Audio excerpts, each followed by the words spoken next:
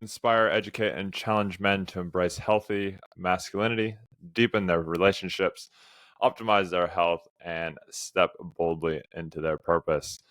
Today we have JP. I have not met JP before. We haven't even talked before we jumped on here because I've decided we're making a new thing from my last podcast that I ran, where we're just going to jump straight into it. We'll get to know each other while we record. So, audience, you get to experience it all with us.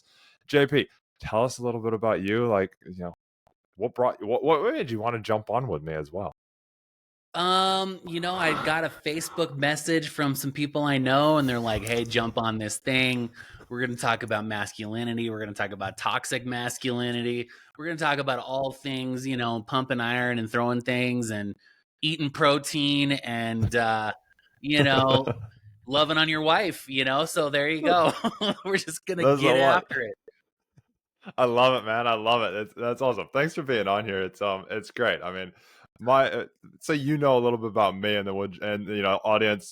You're the third guest that we've had onto the show. So thank you very much for being our third guest. Yeah. And so and so audience knows a little bit more about me as well. My background originally from California. Grew up in Redding, California, way up north. And then at 13, my parents took my little brother and I, put us on a sailboat, a 40-foot sailboat, and we sailed halfway around the world, ended up here in New Zealand. And so this is where I've been for the last 20 years was December. Married to a Kiwi. Parents are still here, but I didn't know what I wanted to do. I kind of was that lost young male in the beginning days. I didn't know what I wanted to do. Joined law enforcement here. Did 7.5 years of amazing law enforcement career. But in the end, about the second half of that was doing our version of Secret Service. But with all the trauma came a lot of stuffing shit away, being a Yeah. male.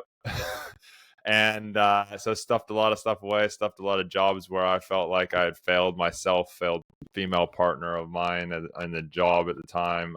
And yeah, became what I would actually call a bit of a toxic male. And then ended up almost cheated on my wife, left because of burnout, PTSD, steps off suicidal, depressed, anxiety, couldn't go into crowds, couldn't go to concerts, like you name it, I kind of had it. And then went on a soul searching motorcycle trip, which is why I run motorcycle masterminds and stuff as well to help men and women with that kind of redefining themselves while we ride motorcycles around the US. So that's one of the aspects that we do. And then I help 600 aspiring police and individuals with their fitness and health and mental wellness over the last kind of 5-6 years.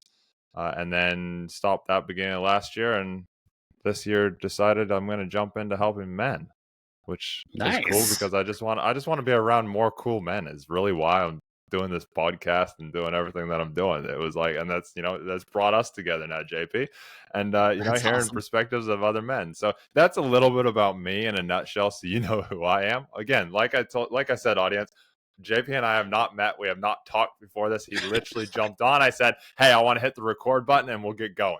And so Yeah. that's exactly where we're at. So you get to experience this with us. I will preface this podcast as I always will. This is our opinions. This is our views in this current moment. These do change as we grow.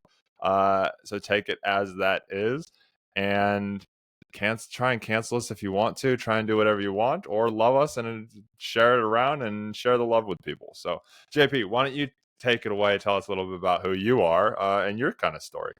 Yeah, so let's see here, boy. What I currently do now, so I've had 30 jobs by the time I was 30.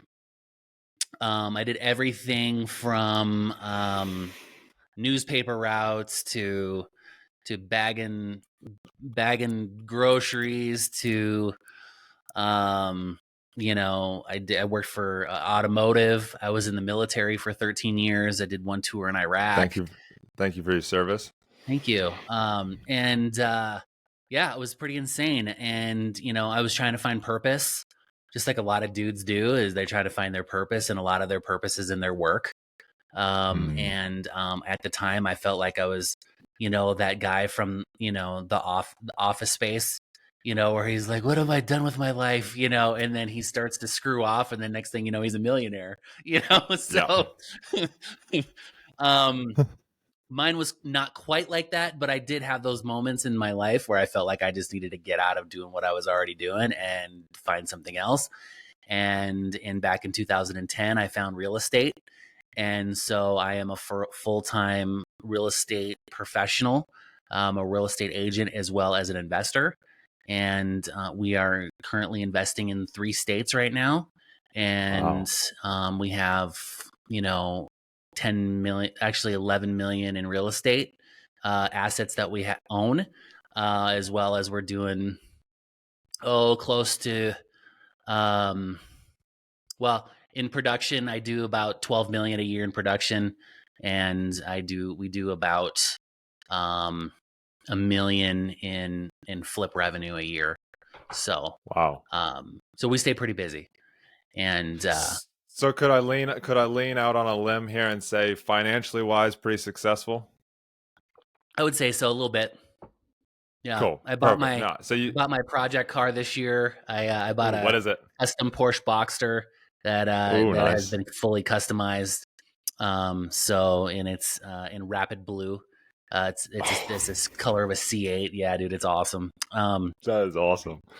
That is awesome. So yeah, I was just driving it today. It's the weather's nice, so I had to go drive it today. That's so excellent. That's excellent, yeah, man. So and the reason I bring that up is because I don't know about you, but as a man, financial success, I can't say that I'm at that point, but financial success is a massive thing for men and masculinity and that provider bucket or pillar of our kind of being.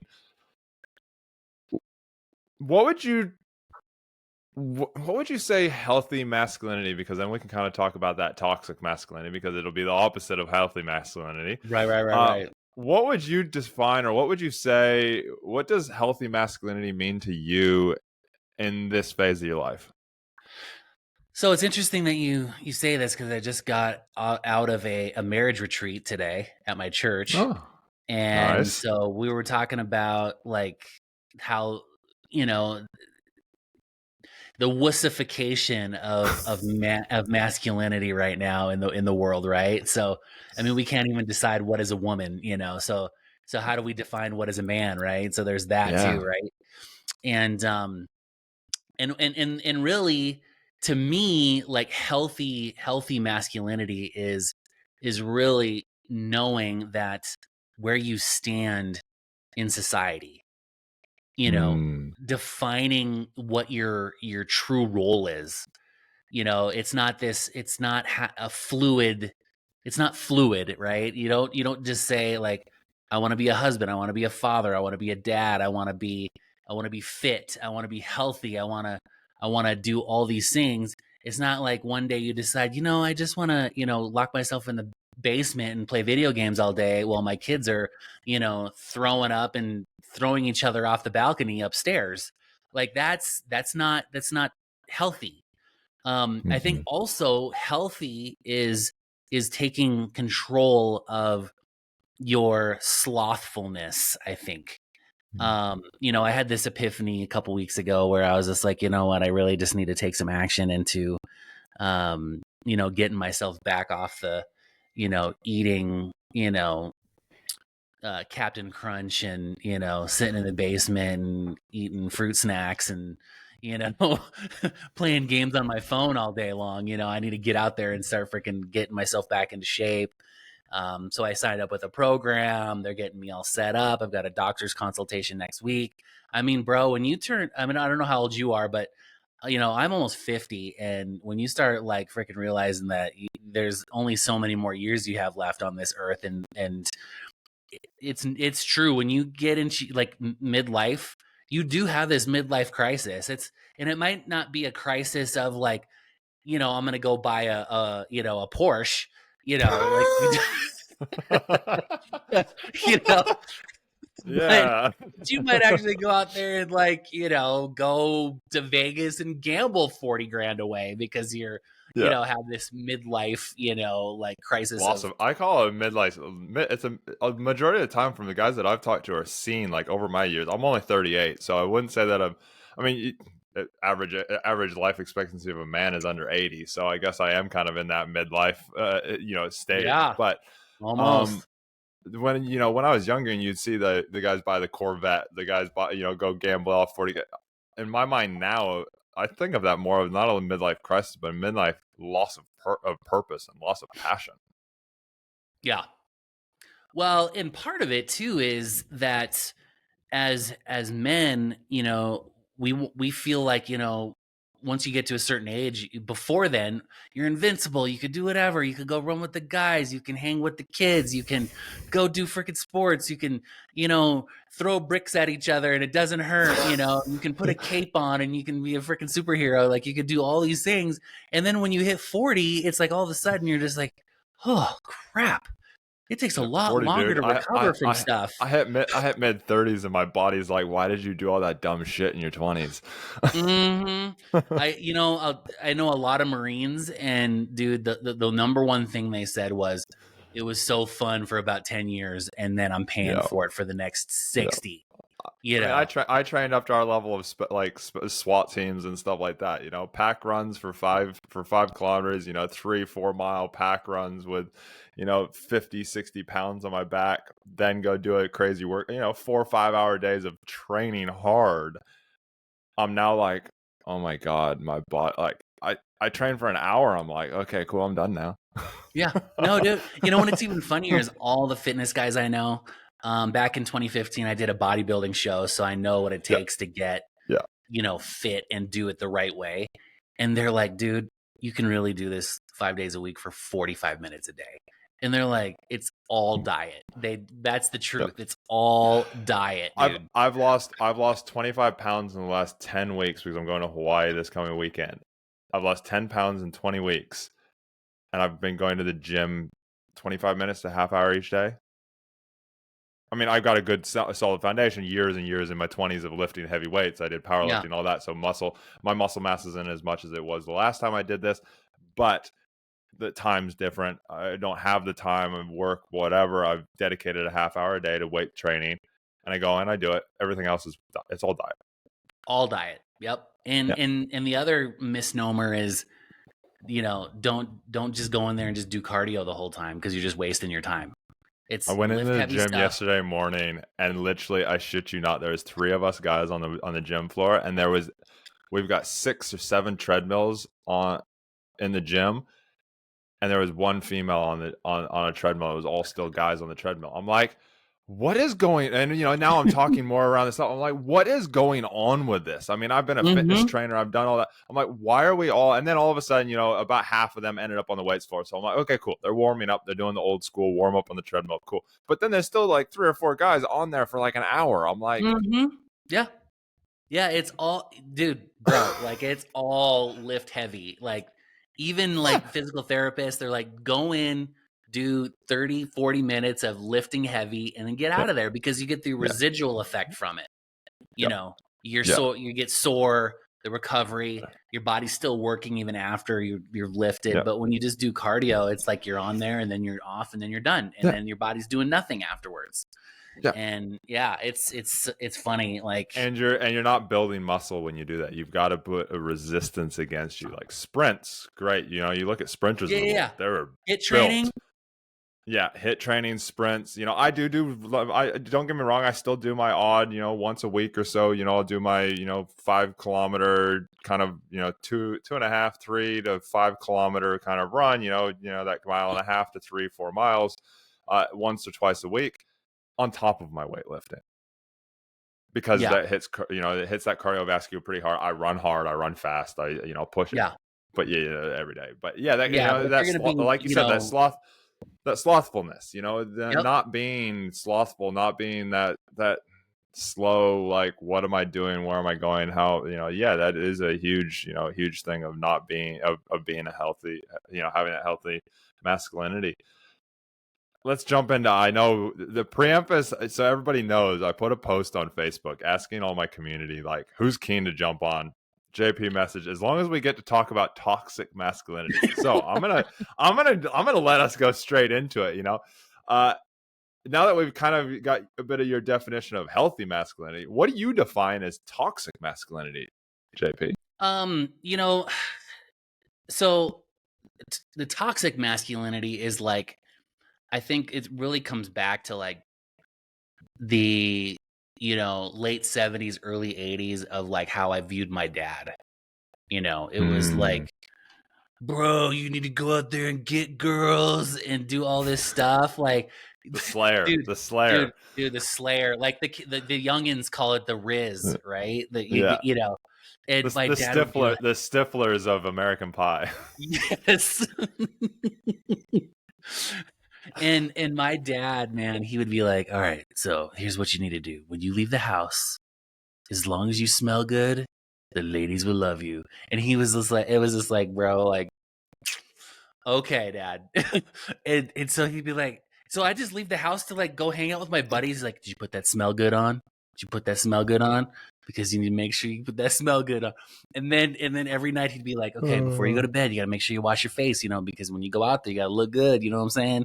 And it was always, dude, it was always about like get out there and just freaking crush it, Yeah. It's all about And slaying the ladies. Slaying the yeah, it's all ladies. about slaying, bro, and smelling like you just walked out of a freaking, whorehouse, Cologne commercial.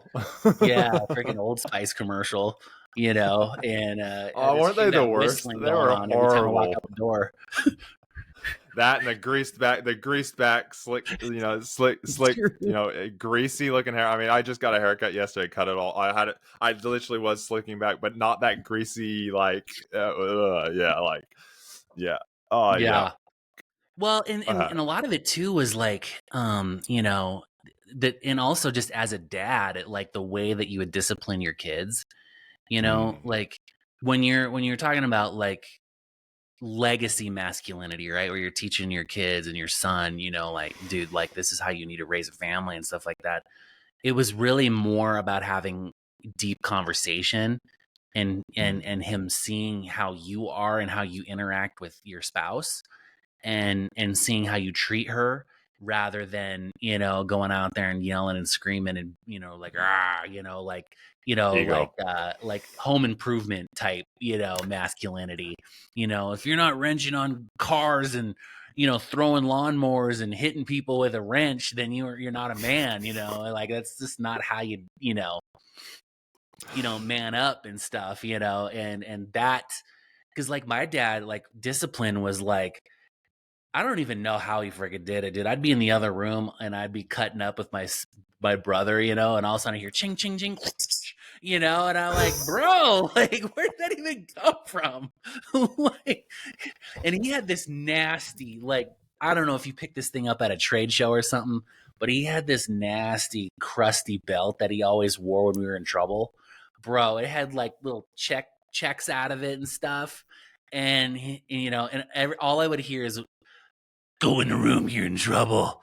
And all of a sudden I hear ching, ching, ching. And I'm like, uh-oh, he's coming. And then he'd forget about us. And then I'd be up there waiting to get whooped, for 30 minutes. And my Oh, dad's off in freaking La La Land waiting, and I'm like, I'm waiting for my beating dad, and then I didn't get it, and then the yeah. one time, like, I just remember one time I got in trouble and I probably deserved it, it was one of those deals, and so I put like 2 books in my back side, and I'm like, he knows, like, obviously he knows, like, nobody has a butt that's Yeah. square, right? But Not dude, even square, not he even went to do the SpongeBob. thing, and it like wrapped around my leg, and I was like, Oh, probably made it worse because it oh, didn't it made it worse disperse the because load. oh, dude, it freaking launched it, and yeah. But it was always just like ching ching, and I'm like, oh, dad, me and my brother would be like running, hiding. Dad's coming to get us, Yeah, but I think that you have those stories because then like that's not the way I want to do it when I have yeah, with my kids, yeah. and I remember there were times like, nowadays, like there's a lot of teenagers don't have those big like confrontations with their parents. Like I Uh, remember when I was 17 and I was pretty much running my own deal. I had my own job. I had my own car. Had my own insurance. I was making my own payments.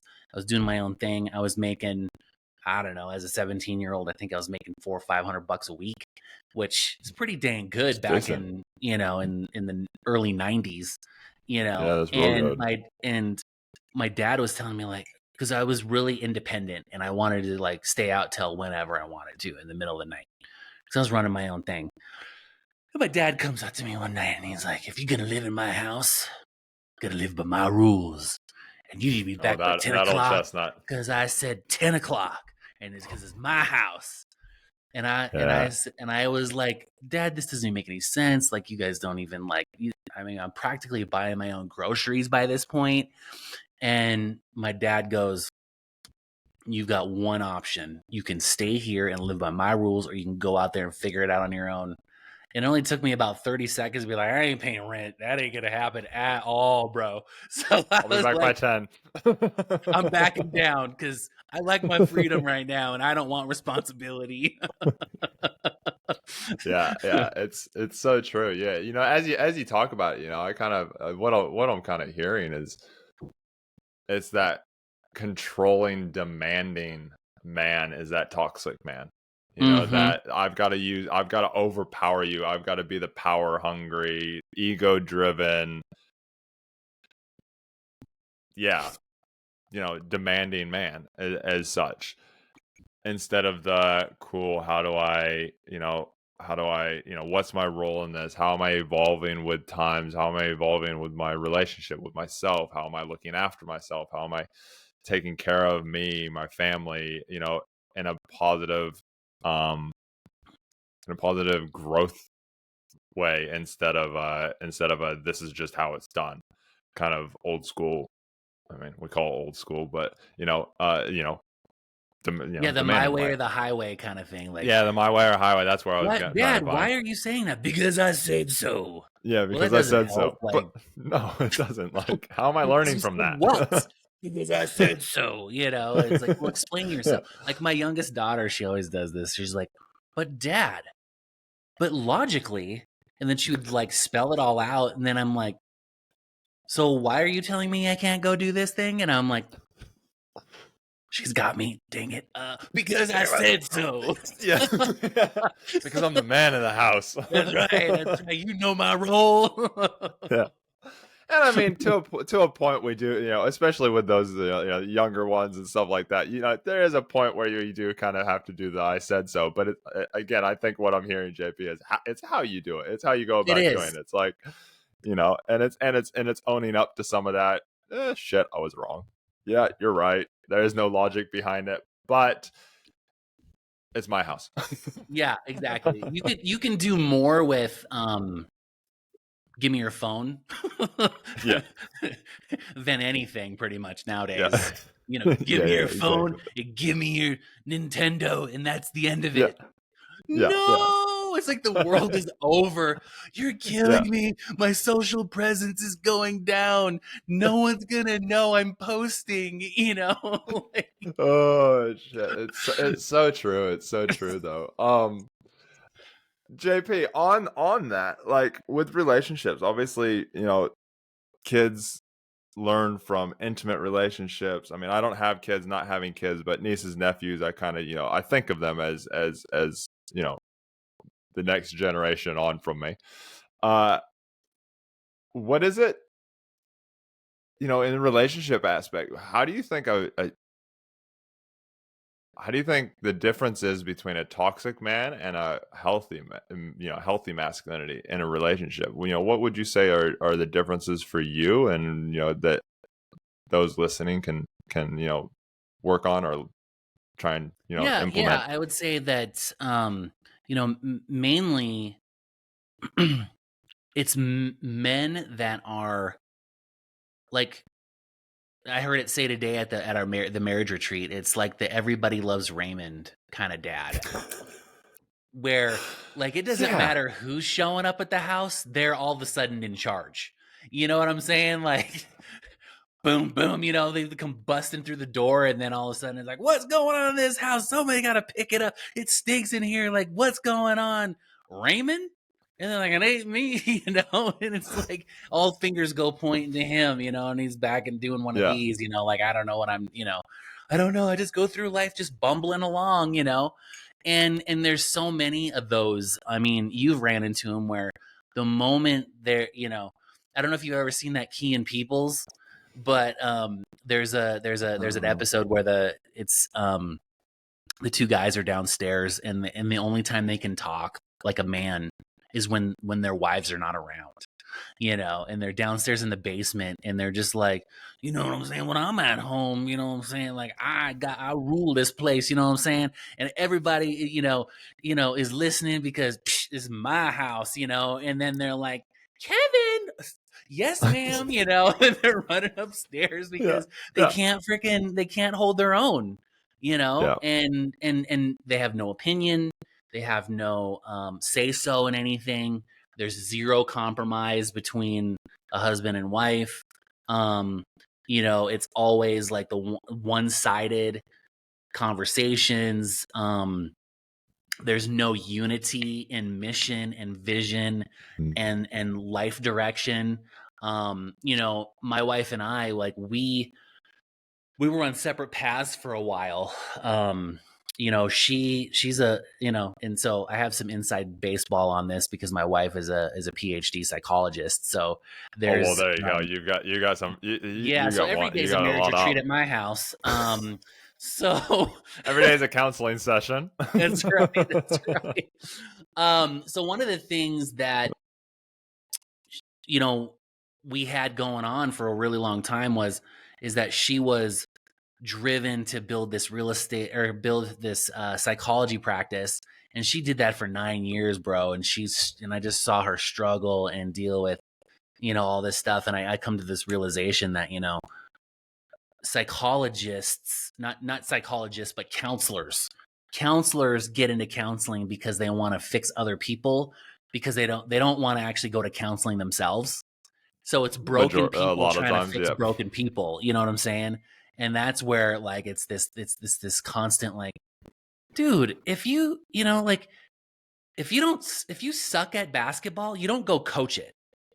A lot of the good coaches, they played in college, and so they understand a lot of the intimate details of this stuff. Now, on the NFL side, a lot of these coaches have never played NFL football, and now they're coaching it and trying to coach these massive teams. And sometimes you get lucky, but it's usually the players that become coaches that build really good teams because they know how to fix the things that sucked when they were, as players.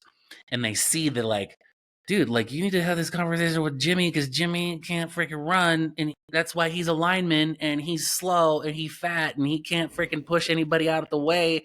And then, so he needs to go. And then they're like, yeah, but we don't have any more players coming in because they're all broken or hurt.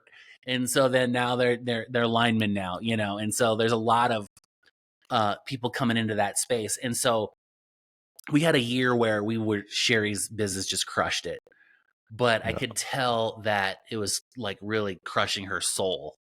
And so one of the things that I learned just from looking in is that a lot of times, you want to, stick your hands in there and help fix it.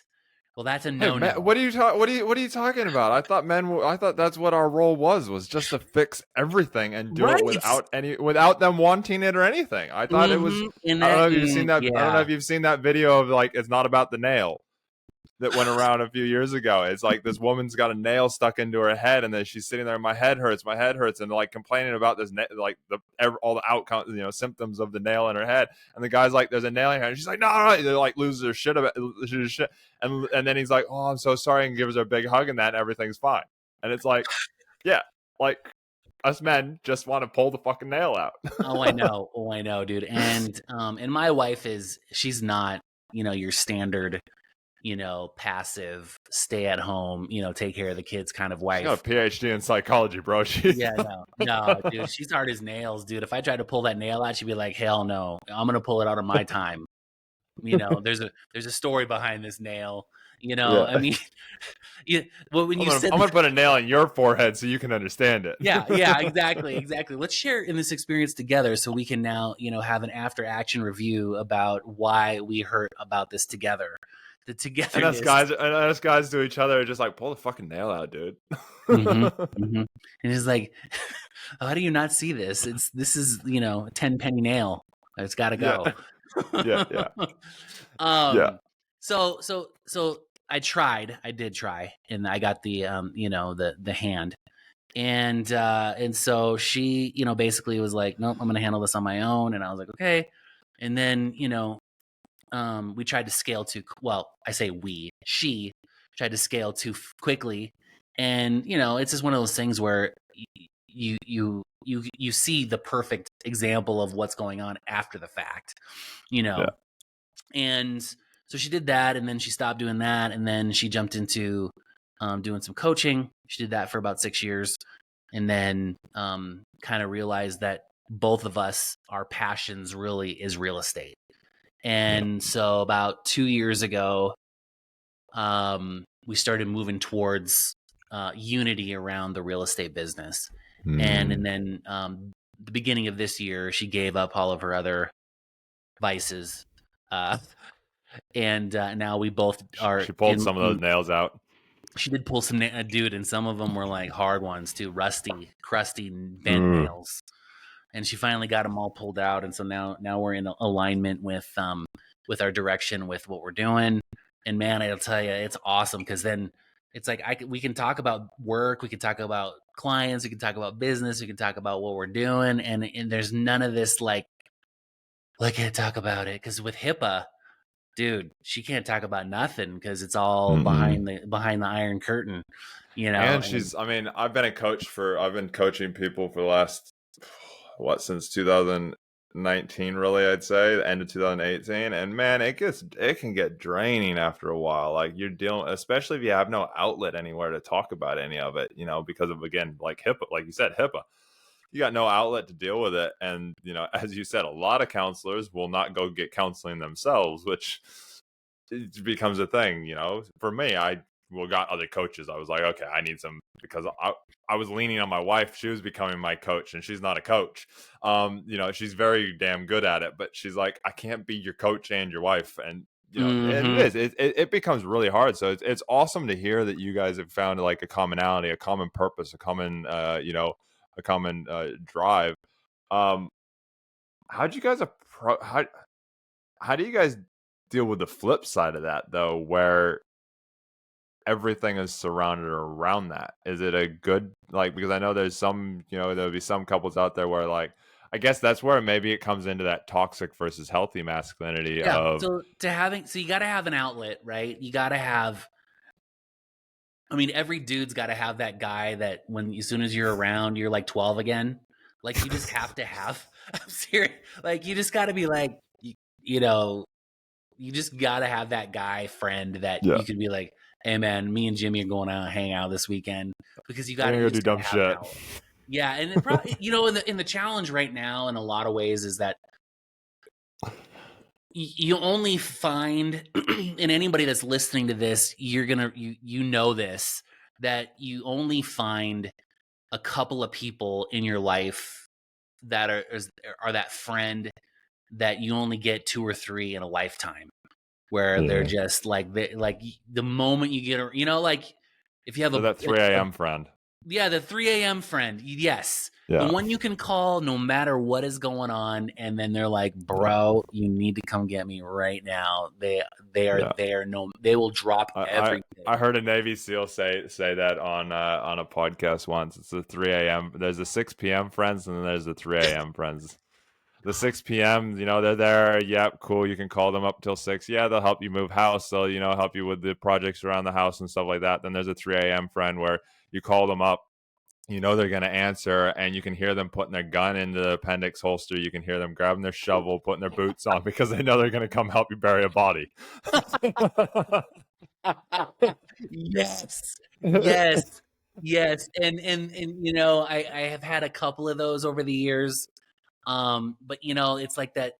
It's like there was a movie that when I was a kid called Baby Geniuses, and they were talking about these babies where they had already figured out the secret to the universe. But then once they get old enough to talk and they say their first words, they're like, Mama, dang it, we lost another one, and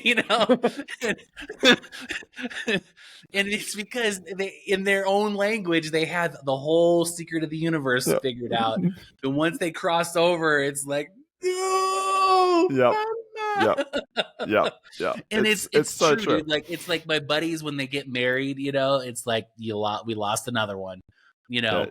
And you do, and then you've got to help guide them, help guide them back because and that's one of the reasons that I've started this up this year is because seeing so many men. I mean, I was like that. I was with the bros. I was with my best friend who is one of those 3 a.m. friends. He and I go ride motorcycles and stuff together, and we'll do dumb shit. We'll laugh about it afterwards. And then I've got another friend who I met at my police training, my police academy.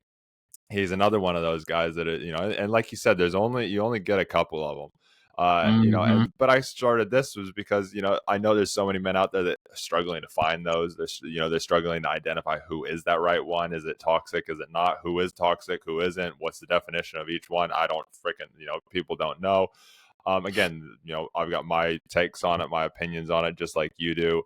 But it's helping give the people that guidance because without them, I mean, I lost them for quite a while. When I first met my wife, we started dating. I was working on cars. I was, doing, we were rebuilding cars and flipping them. We were going to the drag racing. We were having a lot of fun. And then I met my now wife, and I said, "Mama," and it was that all of a sudden the world surrounded around her. I wasn't building cars anymore. I wasn't doing this stuff. Like I wasn't hanging out with the bros anymore, and and it did somewhat disappear for a little while. And my best friend and I, one of them was he and I ended up, we didn't really, we were friends. We talk every so often, but we weren't very close up until about this last couple of years where I'm like, okay, I need to work on this. I need these male friends around and not just be around because again, my past coaching thing was mostly women. And so it's like I'm around a lot of this.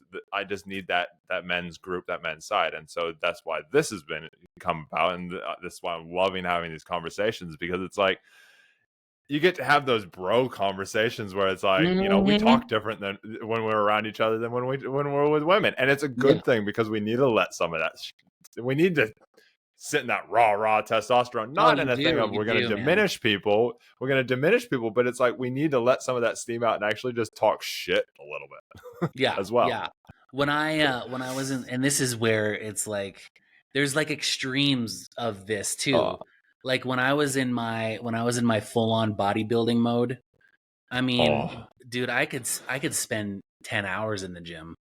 I yeah, mean, and when there's something about like when a couple of dudes are in there with a bunch of other dudes lifting weights, like there's a different energy that comes out of that, yeah. I and can I could, understand that one totally. When I was where he's powerlifting, like, it was the same dude, you thing. got one more, get it, Come on, go. you know, Yeah. come on, dig deep, you know, Yeah. like That's what I loved about my wife's powerlifting. I never did gonna be like, powerlifting for come on, dig deep, no, no. I did powerlifting for about 2 years. About 2 years. Did 3 different powerlifting comps. Obviously, I'm not competing in anything spectacular, but I was just competing against myself. But one of the reasons I got into powerlifting was he a Marine? His Instagram handle was the one-legged monster. He was so stupidly strong, and he had one leg. He got blown up in Afghanistan, and like screwed up his arm, screwed up his back, screwed up his ugh, leg. Like he lost like half of one of his legs. He did all this stuff, but he could deadlift. This fucker could deadlift. What was he deadlifting? Like over 500. He was deadlifting like 700 or 800, like 700 pounds or something like that. jeez. Some stupid shit. Like his squat was his hardest one. He could bench something stupid. I'm pretty sure he was on like testosterone and that, but he wasn't like your big but he was. And so I kind of was following him and was like, oh my god, like this is like, okay, I need a brotherhood, because it was when I left the police going through all.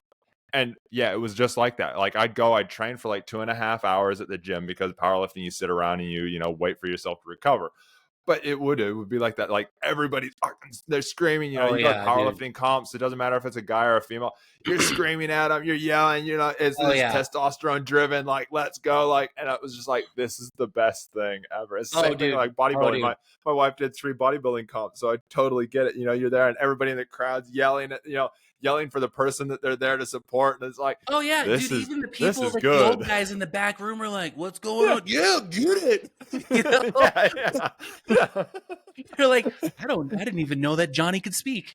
You know, Yeah. Well, what's going on here? I what thought you just the grunted and hell? groaned. The 50 and over people are waking up in the back there.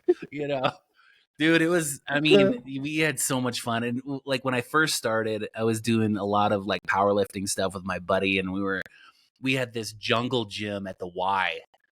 And dude, like the weights there were like the old weights from the prison. So like you Oh, go in there and they had like the Arnold old days. welded, the old thin plates that were welded together. And you go Yeah. in there and you're just like, dude, I don't care if one of these falls on my face because I know it's gonna, you're just, There's get one there's more. something about that.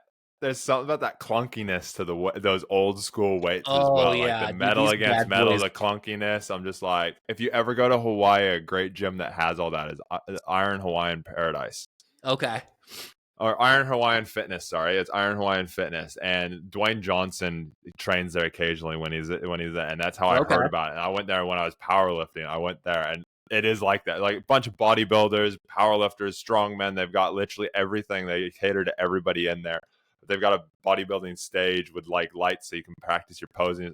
But they're the nicest people in the world as well that That's run it, and awesome. it's like that. You got those old school, 200-pound dumbbells that are just all metal clunky and they rattle around. It's just, yeah, there's Oh something yeah, about dude, that, these isn't bad it? boys were It hits that rusted. internal manness. Oh yeah, man. I mean, it really just and the paint chips are clinking off every time Yeah. you come up. Yeah, dude. Yeah, it was. We called it the Yeah. jungle gym. It was so rough, man. But those were the days, man. I was so motivated to stay fit. Then I've gotten fat and Well, let's lazy, and let's like, talk about that health. Let's talk about that health side and the importance of that when it comes to staying as that true healthy masculine man. Because I have opinions on, and if you want to hear them, I'll say them. But I have some opinions on the difference between the correlation between toxic masculinity and not being healthy and training well, and then also the correlation between being healthy and actually training and taking care of your body. I'd love to hear your thoughts on that. Obviously, with the bodybuilding background, with the marine, being in the military, all of that, I'm sure that there's you've got some thoughts on that. yeah. So, I mean, really, my biggest thing is that your kids will watch you with what you're doing with yourself. Not only just the way you parent, which it's not like your kids are going to tell you how to parent, but they're observing the way that you are, and they're making subconscious decisions on how they're going to parent their kids. But they also, on the flip side of that, they're also going to watch your lifestyle. They're going to watch, how you eat. How often do you go to the gym? Are you talking about the gym? Are you talking about staying fit? And I really do think that there is definitely a correlation between what they see as as a man, as a father, and how they tend to make life's choices. And so if they see you making a lot of like, let's go out to eat, and instead of like, hey, we're gonna eat chicken and rice and broccoli, and we're going to the gym and we're gonna eat protein shakes, Yeah. like they're gonna, We're they're gonna not, smell. yeah, we're gonna stink and smell. It's awesome. But like they see, like from a physical standpoint, they see you if you're not fit, then they think being fat is okay. Like they're just going to think that. They're not making a decision, but they are seeing that. Like later, like as I'm older now, when I look back on my family, fitness was not a thing. My mom told me this story a long, long time ago. She's like, I stepped into a gym back in 1973, and my trainer was such a douchebag, and I decided I will never go back to the gym again. And so now, 50 years later, 70 years later, whatever it is, she never stepped foot in the gym again. And fitness was not a thing in my house. My dad was in the military, so I knew that was part of the military game. He did 26 years in the Air Force. My dad ran a lot. He didn't really go to the gym and lift, but he was a runner. And he loved to play basketball. Pickup games was like his jam. Played basketball, played a lot of basketball. I played a lot of basketball when I lived at home. Dude, a lot, like every day it was like, I'm not doing homework. We're going down and do some pickup games. We go play for 3 hours. Like I had a lot of basketball as a kid. And I just grew up, watching MJ and all those guys, and MJ. those are the glory days. That was when the NBA was fun to watch. It was a lot of fun back then. Now it's just a bunch of dudes that suck and LeBron. Like that's pretty much all it is now. Yeah, I don't watch much of it these days. So, dude, I don't watch it at all because it just wasn't. There was like that was between the Super Bowl and the NBA playoffs. Like I would stop everything. NBA playoffs, boom, we'd watch. And then when when Boston Celtics had their run for 8 seasons, like like that era was really fun to watch. And then all of a sudden it just sucks, Yeah. And I heard a stat the other day that I think viewership is down by like 30 to 40% on the NBA now because it's nobody knows anybody except LeBron, And I heard a guy say the other day, he's like, you know when a sport sucks when a guy who's a billionaire still has to keep playing. Yeah, to keep the sport going. Yeah, true. That's definitely true. But okay, so back to where did we go? Health. Health and taking care of yourself and the correlation to masculinity. Yeah, like so toxic versus healthy. I mean, if the image of like, because you're to your kids, you're a superhero, whether they, and they put you up here like, oh, my dad is, my dad, boom. And I want to have those conversations. I want to have my son say those kinds of things when I'm gone. Like I looked at my dad was like everything. Like he was out there, he hustled, he made money, and he was freaking fit, instead of like, and he take care of himself. Fat, and he didn't take care of himself, but he made a ton of money, Yeah. He smoked a lot of cigars in the back room on his leather chair and freaking threw stuff across the room when he was pissed. Like I don't want that to be my legacy. I was scared of him. Yeah, exactly. So, I've made a conscious decision that I've got my consult with my doctor next week, and then I'm going to try to get myself back into my 30-something body again. So. I think even just the fact that I take it you probably talk about it. You talk about also you probably talk about the things that you're doing wrong. Like you're like I know I need to work on these things. It's not an excuse. Blah blah. But it's also now you're conscious of, hey, I need to get back into this, and so you're starting to create that process to actually do it, which is just as essential as actually doing it because. I know, for example, my dad, I put all my weight training, my lifting, my gym work, all that stuff down to my dad. When I was like 14, he took me into the gym with him. He was training to climb El Cap in Yosemite. He was a massive climber from back when he was from teenager all the way through. Lots of outdoor sports, hiking, mountaineering. And so he was training for El Cap, which is a lot of leg press stuff. I remember he leg pressed 1,200 pounds. I remember him telling me that's 12 of you, and like I didn't know how many reps he did. All I remember is he lifted with his legs 12 of me multiple times. I was like, wow, okay. And so he had me like I was in the gym. I would do stuff with him, light weights. I was like 11 or 12, and I've been addicted to it since. Again, as you said, that image. That correlation of my dad's successful. I look up to my dad. He trains a lot. He trains hard when he does, and he makes it a priority. Oh, that's going to make a more successful man. It's going to make me more like my dad. Cool. That's what I'm going to do. And, to the point of, you getting back into it, it's also now teaching that process. My dad, I didn't learn the process on how to get in and get training and do all that stuff. I've had to learn all that stuff on my own. So it's even taking from men out there that aren't part of it. Remember that you going through the process and outspokenly talking with your kids, talking with friends about it, actually will help more people than you think, because there's so many you go on social media, there's the ripped guys everywhere. There's the, oh my God, all you have to do is just do it. And it's like, no, it's a lot harder than just do it, especially in these successful men like yourself. You're busy. You're financially at that level where you're like, financially, I can go buy my dream project car and, and it's not a midlife crisis buy because I can afford it. I can do it all. Right. But my health has suffered a little bit on it, or somebody's relationship might have suffered a little. So it's now, okay, cool. What do we do? How do we work forward on this? How do you feel relationships and health when it comes to masculinity?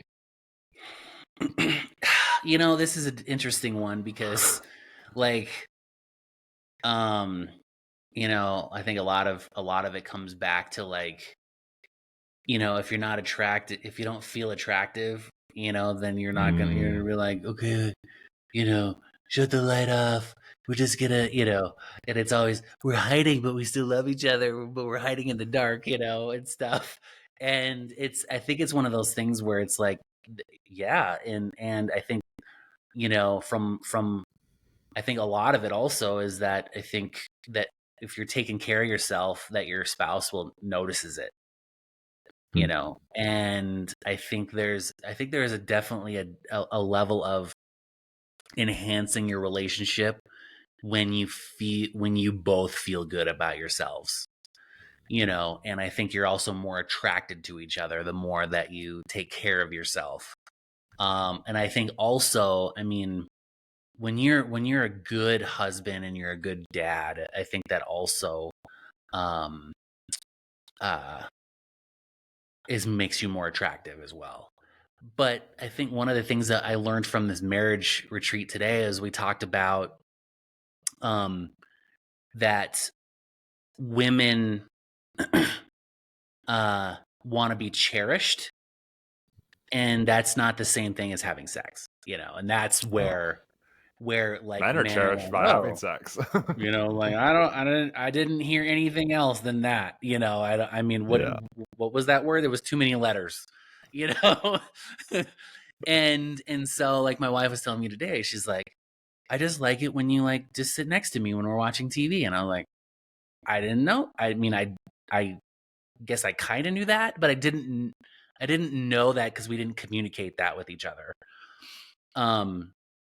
Whereas, and what does it mean to cherish? Like, what does that mean? And that falls under a lot of those categories. I don't know if you're familiar with the 5 love languages. Yep. So, like, if Mine's you know touch. those things, and then but then the thing is, you need to check in because sometimes they change. It's like, oh, they can evolve as well as we project our ones, and so we expect the other person to do what our love language is when their love language is not. My wife's is words of affirmation. Oh yeah, and mine's connection. Words of affirmation are quite low on mine. So that is, it's a consistent work. And yeah, as you said, you've got to, and they evolve and shift and change as you grow too. And it's funny because dudes will give other dudes words of affirmation more often than they give their wives more words of affirmation. You're like, bro, that's awesome. Good, great job. You did it. And then it's like, your wife, like, does something, like makes dinner or whatever. And you're like, well, that tastes pretty good, and then you just keep eating and talk about something else. Rather than, I really appreciate that because it really tastes like you really put a lot of love into this. And I do appreciate you more than and all the things that you're doing for me. And it's like, it seems super awkward, but if another dude's like, bro, let's go get some Mickey D's, and then you're like, thanks for paying, man, that's awesome. Bros before hoes, let's go. I think, as you said that, I feel also there, as a man, and even in that masculine side of things, if we really kind of refer it to that, it's also adapting. A true man will adapt to his circumstances, and when we're with men, a masculine person doesn't necessarily use or need as many words spoken. Whereas if we're adapting to our situation, the feminine side of us, which we all have both, to just to let all those men out there know that you do have a lot of femininity in you as well, and you need to Yes, use it's that and okay to tap into it. cry. Just It's don't cry okay to all the cry. time. Yes. You know what I'm Yeah. saying? Just don't Like, cry. When a feather drops on the floor, don't you? that's That's right. just, you might want to. I'm not gonna say you're bad, but I'm just gonna say you might want to check that, Yeah. and see what's going on, because I'd say that there's some sort of other internal thing that's going on that's causing you to cry when the feather You need drops. to be around more But dudes and we'll work that out for you. yeah, but that's the thing, guys. It's like, oh, thanks for paying, bro. Yeah. And we're good with that. Whereas when you're with your woman, it's actually, you need to be more detailed because they are more detailed. I mean, it's okay, and it's understanding that, and it's being that strong enough of a man to adapt and be like, okay, cool. I'm not in the presence of my bros. I'm in the presence of my woman, and I need to cherish her and actually communicate that way. Whereas guys, we can slap each other on the ass or slap each other on the back really fucking hard, and we're like, we take that as love. You slap your wife on the back or the ass extremely hard, oh, trust me, you better watch out. Yeah, that's those are fighting words right there. Yeah. It's interesting. I'm a huge purpose guy, JP. I don't know about you, but I'm very much driven from a purpose, from a passion. And when I'm passionate and have some purpose behind it, shit, get the fuck out of the way. But I'd love to hear what drives you, and what's the driving factor, the underlying driving factor when it comes to your success that you've created exceptionally well, the relationships, and also your health. Well, I more recently in the last couple of years, I've had some health issues, and that's been a driving factor to like really start flipping some things on its head and start thinking about life through a different lens. My family in general is not the greatest gene pool to be a part of, and so I have to be way more conscious and way more intentional with the things that I'm doing, because I just have a really crappy gene pool. Like my dad's had health issues for the last 15 years. My mom's had health issues for longer than that. And so it's just really starting to like come to fruition that, hey, we only have so much time on this earth, and we got to make the best of it. And we time is not on your side ever. And so having that huge realization that, I want to live my best life. And, I follow a lot of gurus or successful people out there like Grant Cardone and Tony Robbins and Russell Brunson and a lot of these guys that are just crushing it. And so I have these huge goals that I want to achieve. Like, one of my goals, I want to make 50 million a year. I just do. And it's not because I need the money. It's just I need big, huge, disgusting goals. It's kind of a man. That is a masculine. Trait, Like that one. like on my I vision need to kill board, the I have a biggest elk. plane. Yeah, bro. Yeah. Like I have a plane on my vision board. Nice. Like I want to own a plane, and I want to have a pilot that works for me. So like that's just a goal that I have, and I have it because I just want to see how far I can go. How far can I take this thing? And real estate's my vehicle. I mean, they say that 90% of millionaires have gotten to where they're at through real estate, and billionaires 100% real estate.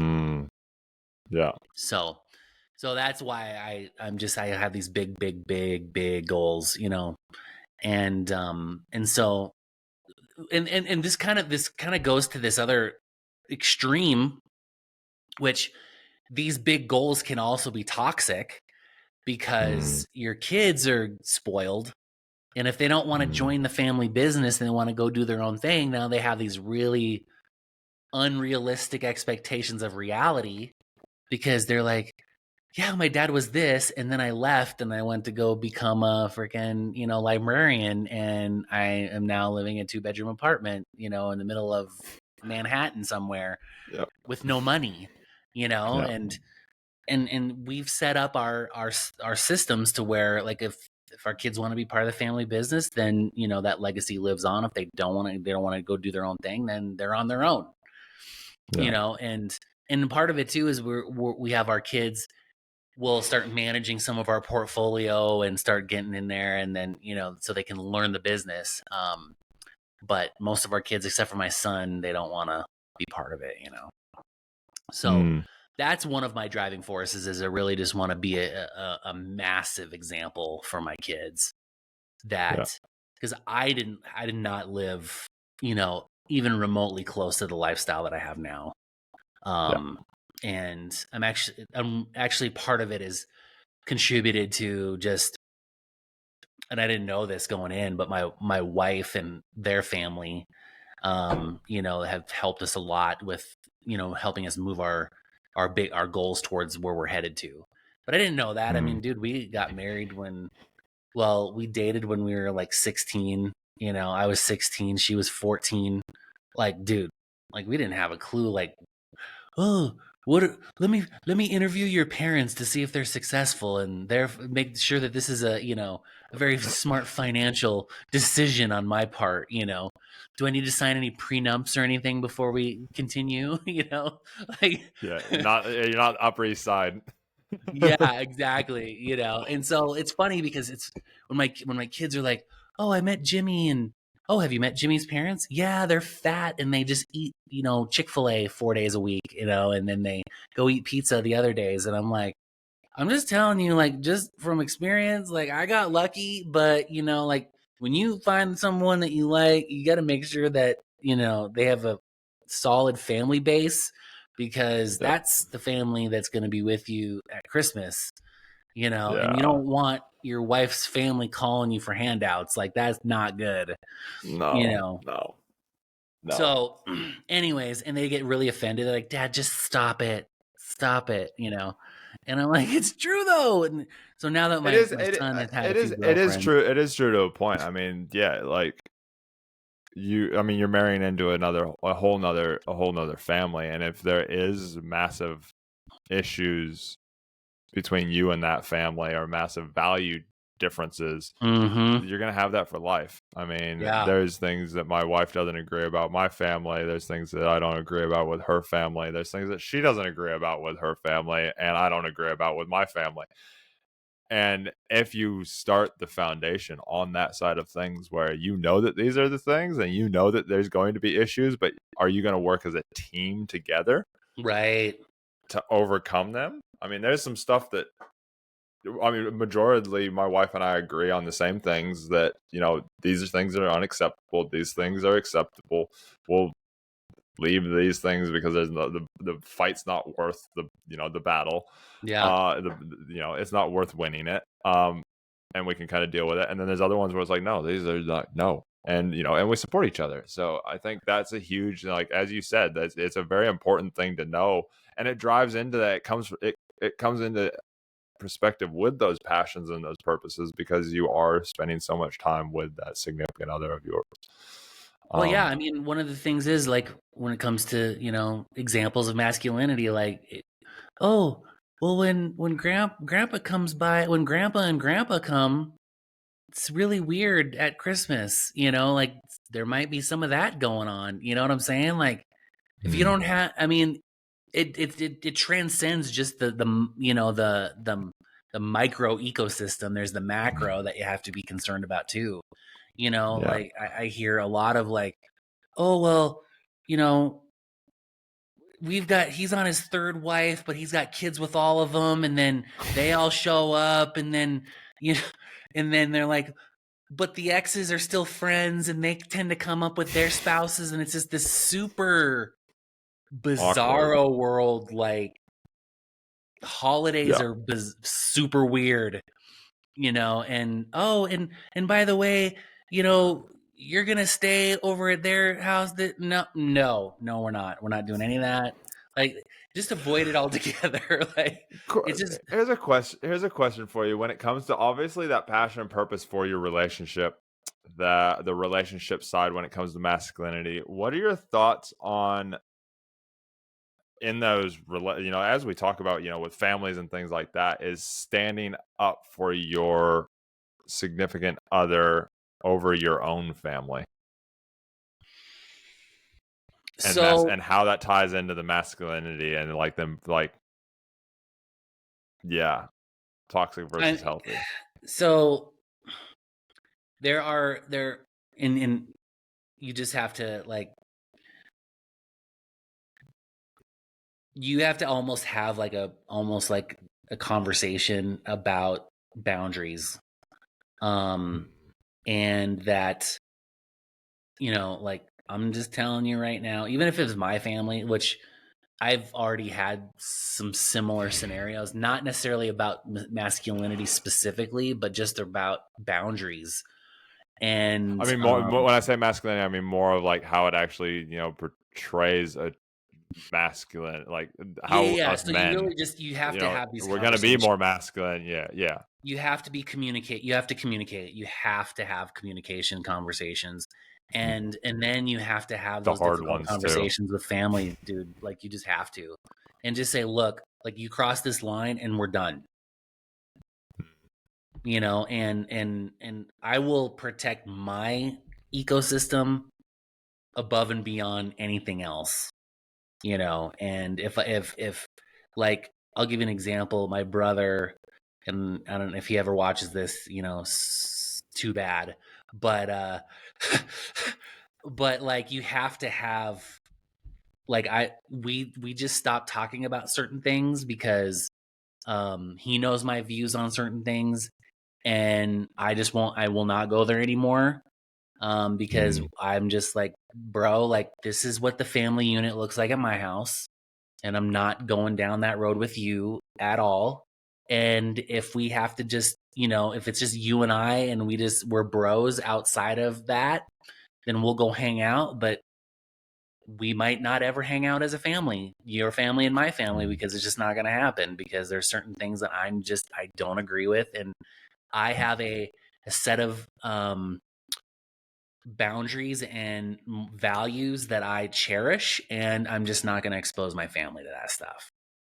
And and you have to decide, like, is, like, I can find a one of my, one of those friends, the 3 a.m. friends, and that can be my new brother versus my own family, because Blood is not, brothers don't have to be blood. They like, no, yeah. and you just have to find that, you got to have that we're just not going to go there, and if you really have a screwed up family, you just basically just say, we're just not going to get together on the holidays. Like, it's just not going to happen. Like, and you can create new family that's not blood family. Like, at my church, we have small groups and stuff like that we meet with other families, and we can meet other couples, and talk about bro stuff, and we can go as a, like, all the husbands will go do a retreat or something on the weekends, Yeah. go shoot guns and clay pigeon and freaking, drive fast cars Do and this, do do the whatever. stereotypical men Yes. stuff. And we're like, dude, we're all 40 somethings here. We're going to go play, Nintendo 64 and play Mario Kart until 3 a.m. Let's go, Yeah, and drink yeah. beer doing And it, this is the thing that I want to, that I want to reiterate to anybody who's listening is, just because the stereotypical thing is we need to buy Porsches and go to the racetrack, and we need to, buy motorcycles and ride motorcycles because that's and grow big beards, and and this is what a man does, doesn't necessarily mean that that's actually the case for you. Like, everybody is different. If your thing and your group, my brother plays Dungeons and Dragons. I can't think of anything worse, and I'm like, that is in my realm of masculinity. I'm like, that is not masculine, but for him, it is, and I'm like, cool. You've got your circle, you've got your men, you've got your bros, you've got your people that you guys have a commonality that you like. For him, he can't understand the whole motorcycle. Like, he understands my motorcycle, why I want to put motorcycle groups together, why I want to do all these different things. He understands it about the same as I understand his Dungeons and Dragons. Yeah. And it's totally perfectly fine because we are different men and we are different people. And we can have conversations about it. Sometimes they get heated, I won't lie, because we're brothers. but this is and like you said, playing Nintendo. Sometimes my buddy will come around. We will literally not say a word for 6 hours besides, "Can you get me another beer from the fridge?" And we'll sit there and play Call of Duty for like 6 hours because Right? that's what we do. He's got a kid now, so it doesn't happen as much, but we will do that. We'll just literally, he'll come around, and that's how, I mean, he's the one who's a cop. He used to come around. We 6 hours. We just play Call of Duty. We'd maybe go hit some golf balls, have a break, and that was what we did. But we had said, like, the very beginning, "Hey, how's it going? How's work? Oh yeah, this shit, this is going on, this is going on. Oh yeah, sweet. You all good? Yeah, I'm all good. Cool, sweet. If you're not good, you can talk to me. Yep, nope, I know that. Sweet." And there's been times where he's texting me and being like, "Chris, I know if I don't tell you this, you'd probably kick my ass. So I'm telling you that this is what's going on." And it was literally, he needed me, and that was his way Yeah. of saying, "Chris, I need you because I know you'll kick my ass if I don't tell you." And next thing, I was picking him up from his ex's house, and and that was that was the way he communicated. But Yeah. and it's so important to have these circles of those 3 a.m. friends, but also just having those 6 p.m. friends, because you never know, you might end up having that, and go play, like you said, go shoot guns and do the rah thing if that's your thing, which it's mine. But and it's such a, how do you work the dynamic with your wife to have your space, I guess, to call it, have your time to go do those, shoot guns, play the Nintendo, those things, and not feel because as men, especially us masculine men, we like to, do everything for everybody else. It's taken me a long time to be able to be okay with, yep, cool, I'm going paragliding with my dad, 3 weekends in a row. How do you work the dynamic to make sure that she feels seen, feels heard, feels felt, gets her needs met, but also you are getting you're making sure that your needs are met? You're going out with those boys and doing those things.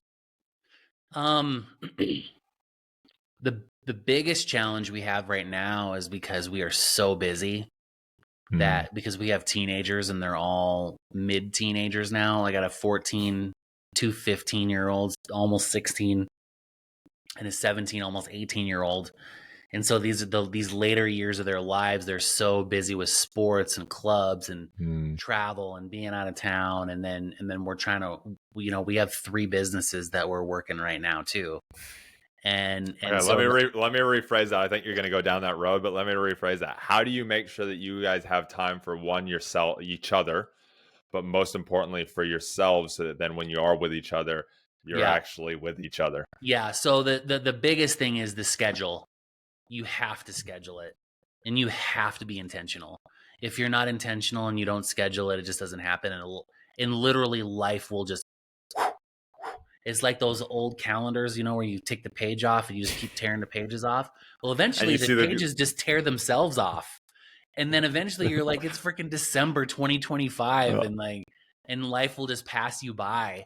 So you really have to be intentional. So one of the things that we learned today was it's called the 777. And it's every 7 days you go on a date night.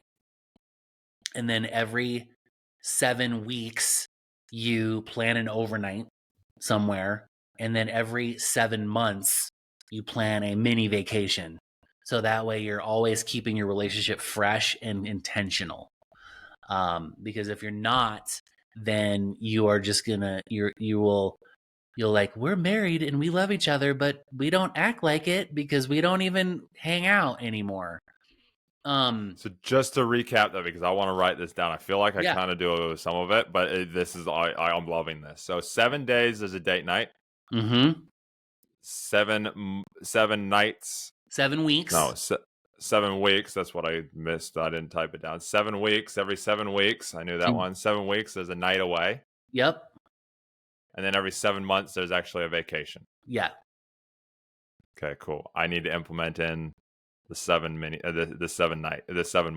weeks. Sorry, the 7 weeks. I need to implement the 7 weeks in. We need to Yeah. make that more priority. And Cool. Sorry our to interrupt, challenges. JP, because that was Oh for no, me. I you're was like, dude. this is mind blowing. Yeah, dude. Like because the thing is, you really have to be intentional to build a relationship. Yeah, you do. Solid relationship.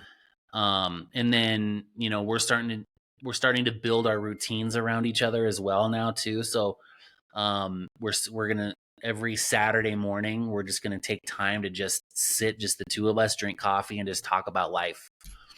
I like that. So every Saturday morning we're doing that now, because like she needs to offload all the things throughout the week. Like, oh my gosh, I want to come back to that because I think that's a real and real we used important to one and do a real it. Like hard we one. used to do it because we used to actually do it more often. We would do it in the evenings, but now with the kids as the ages that they are now, it's just impossible to do it. So and then with my job, you know, like every day's a work day. So well, I shouldn't say that. My job is my lifestyle. Like I love what I do and I want to do it all the time, you know, but there's a limit to like what you enjoy, and then what there are some responsibilities you need to do as a man, and you just need to freaking like calm down and just put it on pause. The world's not going to end. And just nobody's gonna die. I say Exactly. this at work at my current role. I'm a sales exec at a hotel, and I say this all the time with the stuff that we do at work. I'm like, yeah, might piss somebody off, but nobody's gonna die. And they're like, I've had people in the very beginning when I started there. They're like, that's pretty dark. I was like, I'm an ex-cop. Everything I did, somebody could die. Everything. If I did paperwork wrong, somebody would get released from court and they could go kill somebody. If I didn't stop somebody from driving too fast, they could go down the road and kill somebody. If I drove wrong, I could kill somebody. If I turned up to a situation wrong, they could try and kill me. They could kill my partner. Like everything in the job, and we wonder why our first responders are so mentally screwed up, and I got so screwed up. I mean, everything in the job. And so, if you don't proactively, like you said, with intention, shift that mindset on things. I want to ask, because I'm really intrigued on it. It's something that I'm consistently working on. So I want to hear how you're working on it, and I think it will really help everybody that's listening. Those Saturday morning coffee sit down, conversations that you have with your wife now, and you, as you said, you let her, what did you say? What was the word you used? You let her offload the week. Offload the week. That's the one. Mm-hmm. How do you not? Or what is your guys's dynamic, or how's the conversation go? So you're not trying to fix her, and she doesn't feel like you're trying to fix her, but yet you're still listening, and you're still actively listening, and still making her feel seen and feel loved, and getting what she needs out of that conversation, but you as well. Yeah. So what? I struggle with this a lot, dude. I think every man does. That's why I asked it. Like this kind of goes back to, remember what I was telling you about, like when my wife was running her own practice and I wanted to jump in and try to fix her work. So I was doing it a lot without any feedback at first. And then she would just say, I'm not asking for advice, which is super like deflating, right? Because you're like, I'm coming in hot. I'm coming in hot. Let's do this, Yeah. And then I've realized now that I'm giving her feedback by listening. And she's talking out loud so she can hear herself talk it out loud. And she's essentially like reasoning through the week as she's talking out loud. And then what we have to do as men is say, would you like my opinion, or are we just talking? Because the one thing that is challenging even as a father is that we go into fix it mode automatically, no matter what it is. And my wife was telling me the other day, she was like, your daughter is going to hate you when you get older because you didn't listen and you just wanted to fix stuff all the time. And I'm like, It's oh, so I true. know. And it just drives me nuts because I You're have, like, like, I have to say, and part of it is like father, dad, ADHD, business owner, manager, HR person. And so it's just like I'm in that mode most of the day when really you should just say, well, what are you going to do about it? And let them fix themselves. yeah. You know? How do you, because I had this a few weeks ago, we were with some friends and stuff, and granted, I was the only male there. Um, I'll preface it with that. I was the only male there. And we were talking about business stuff, and we were talking about all these different things. And like they are going on and on and on. And by the end of the weekend, my wife goes, "What's wrong? Like you feel really weird." I was like, "I am drained." And she's like, "What do you mean?" I was like, and it wasn't such a great "what do you mean?" And I was like, such and such just drained me over the weekend. Just the having to sit, like you said, sit there and listen. And I gave advice a couple of times, did the fixer thing, and it did not go down well. And so I just shut up through the whole weekend and just literally sat there and just listened and just sat there and like held the, and I was just like, this is so fucking hard. Like, can we Dude. just get to the point already? Well, and the thing is, the good news is that, you know, when she's offloading, it's things that we're, you know, I may have been outside of it, but I've observed it, or I may have seen Yeah. it on her schedule. And so then I know, like, I have some context. But Yeah. the worst part is when you're part of conversation that in order for it to be interesting, you need to say something because the listening part is worse than the active participation part.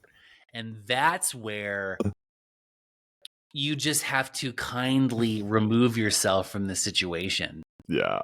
You Which know, is what I like, should have done, and I brought my Nintendo. Talking about Nintendo, I brought my Nintendo Switch so I could, and I stupidly did not.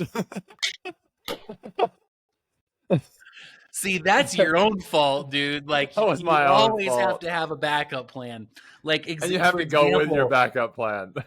so dude, I always have like games on my phone, but I always come with one of these, which is MagSafe battery charger, so that Oh way yes, and when I'm like, yes. oh, I'm down to 20%, I'm like, haha, I got this. Yeah, Because yeah. this Okay, okay. this That's is a like good the Amex reinforcer that card, I'm not bro. alone Don't in leave this home boat. without it. So Yeah, yeah. No, and you know, it's funny. I know all these things. But it's just it's been so long because I mean the team that I work with at work is all men, so it's a lot of the kind of we're just getting shit done. My colleague yeah, who's equivalent to me at work, he's the other sales guy there. He and I bounce off of each other very well. He is a very much of a kind of slow burn type guy. I'm a let's get shit done now guy. He's kind of guy. And so it's become this thing, and I recognized it in the last week, really thinking about it, the last couple of weeks thinking about it. I'm just like, why did that drain me so much? And now talking with you, thanks, JP. This is why we do these. Is I was just you're like, welcome.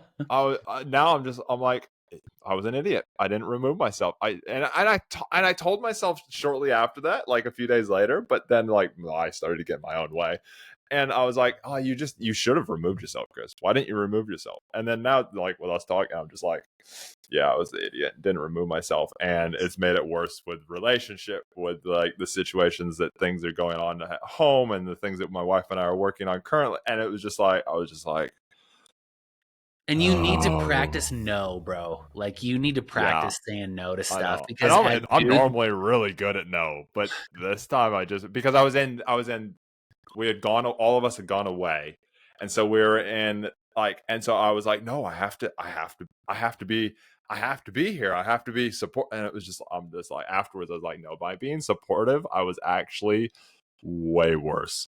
yeah. Yeah. And then the fact that you have that, like, you just get that look on your face, like he is completely checked out, even though he looks like he Yeah. might be listening. He's checked Yeah. out. Yeah. Yeah, dude. At one Like, you stage, the just F1 gotta. was the F1 highlights were on, and like the F1 the Formula One like practice was on, and I was sitting there literally, and then all of a sudden they Was started that the talking to me. I one? was Where like, was "Huh? that at? Was that the one in Vegas? No, it was the one that's the last couple of weeks. It was no, not Vegas. It was a couple of weeks ago. It was I can't remember where they were. It was like the third or Okay. fourth race of this season. But I was just literally it was just on the TV when in the room where we were sitting. And because this had kind of happened where I gave advice and got like really like it's like no wrong, and I was like, okay, sweet, I'm checking out. But then they'd ask me something and I'd be like, huh, what? And I had a few drinks as well, which didn't help. So it Oh, was a let perfect me throw storm, let me bro. throw this one at you too for a second too, because this is another one that. So on the Saturday talks, like my phone is always on, always, and then my watch is Yeah. always on too. Yeah. And dude, when my Turn it when my off, bro. when my phone dings, she wants to like freaking stab me in the throat, bro. Like it's bad. Throat It'll cook. be like ting, and she goes, "Do you need to get that?" Here's a little insight for you as well. And I read this or I heard I read this somewhere that you know how like a lot of times like again busy my previous business that I was doing helping aspiring employees my phone the same thing, it would go off all the time. I end up getting a smartwatch so that my phone I put it on silent now all the time ever since I was at a buddy's house a couple years ago. He's like, Chris, turn that noise off, it's annoying me. And I was like, okay, cool, it's your house, whatever. I haven't taken my phone off of silent since. I was like, I've got to watch. It'll come through there, and if it doesn't, fuck, they'll ring me, and if it's important, they'll figure it out. But the fact of like when we go out to dinner and stuff like that, I always make a thing either if I want to make it a really important dinner, I'll put my phone on do not disturb so that Oh yeah. there is no distractions. But the worst thing that you can actually do, and there is a psychological, I can't remember the numbers or anything. I remember this shit really bad. But just by putting your phone on the table, even face down, instantly subconsciously tells that other person they're not that important. Yeah. They're not as important That's as your huge. phone. That's huge. And so I recognize, so my wife and I know that we will not put our like anything. Well, a lot of times we'll leave, unless it's like, okay, we're doing date night and this is like, then I will put my phone on do not disturb. A lot of times she will as well, so that it doesn't come through our watches. But otherwise, it's the watch thing, and yeah, cool. You look at it and you go. But just by doing that action in front of them, instantly, subconsciously, and your wife will know this from the psychology PhD, it instantly goes, oh, Yeah. it's a distraction. It's you don't care about me subconsciously. I've left my phone in the car sometimes when it's really like I've done that as well. I've left it at home. Yeah. I'm like, Yeah. sometimes I'm like, screw it. I'll leave it at home. I don't want to I'm go not down that that road important. anymore. Yeah, but yeah, no, it's an interesting thing. JP, I want to. I'm finishing this. Wow, my tongue is not working. It's been a day. I finished these episodes on a final question, and I'd love to hear your thoughts on it as a wrap up. So, if you could hand every man on the planet a single insight that would unlock his potential to lead, love, and live with purpose, what would you tell him? I would say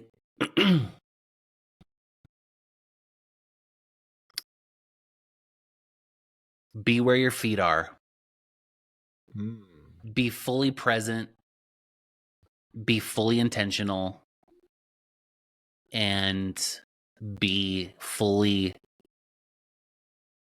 engaged. And that way you are able to make sure that every moment that you're fully present, you're getting the most out of it. I love it. I love that. That's very good. JP, how can people get in touch with you if you're happy with them? If they want to talk to you more, they want to learn about real estate. Maybe they want to, join in on, see if they can join in with investments, so forth, so Yeah, on, how can people get in touch? And we'll put it down in the description. absolutely. I have a YouTube channel, JP Fluellen, fully Google searchable, JP Fluellen. You can DM me, you can Insta, all the things. And if you really want to do me a solid, go onto my YouTube channel and subscribe, hit the like button. And if you want to continue the conversation, we can definitely do that. So, Awesome. Thanks, JP. Thanks so much for your time today. Thanks for all the insights. Thanks for, some epiphanies, some reminders for myself even yeah. today. The 777, I love that. It's very simple, very easy, and very easy to follow, and being intentional on it. So that's great. And keep doing what you're doing. That's amazing. I hope all the best success for you with those goals, the 50 million goals, getting that private Yeah. jet. Yes. I can't wait to hear about it, see it. Have you send me a photo of you standing next to your private jet? That'd That be would be amazing. sweet, dude. If I can support you in any way, if I can help in any way, just let me know as well. And everybody else, thank you for listening. Thank you for watching. If you're watching wherever you are, please make sure you like, subscribe. And I ask you as well to share out to just one person that you feel would connect with this episode. And till the next time, we love you all. Stay strong and keep being you.